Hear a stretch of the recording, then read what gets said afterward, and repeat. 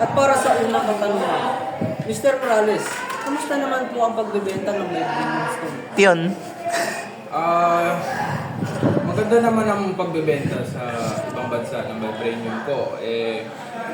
Sa totoo nga napakamahal nito sa kanila Kasi ito yung ginagamit na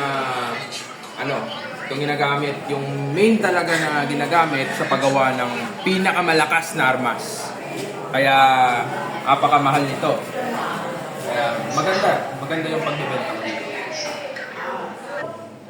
So, base po sa sinabi nyo, magkano po ba ang benta ng isang vibranium stone? So, itong vibranium stone kong na ito, napakamahal talaga nito.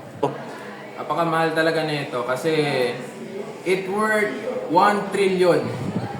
Sa sobrang mahal ng isang stone na to, nagkakalaga ng 1 trillion pesos. Oh. Yun. Grabe po lang presyo ng isang vibranium stone. Magkakalaga ng isang trillion. Oh. Yun. Grabe ang mahal pa ng Grabe ang mahal pa ng isang vibranium stone. So, Mr. Morales, paano ka po nakapasok sa isang trabaho? Yun.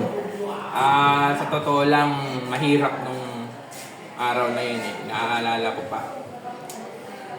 Nung nakapasok ako sa Wakanda, janitor lang ako na.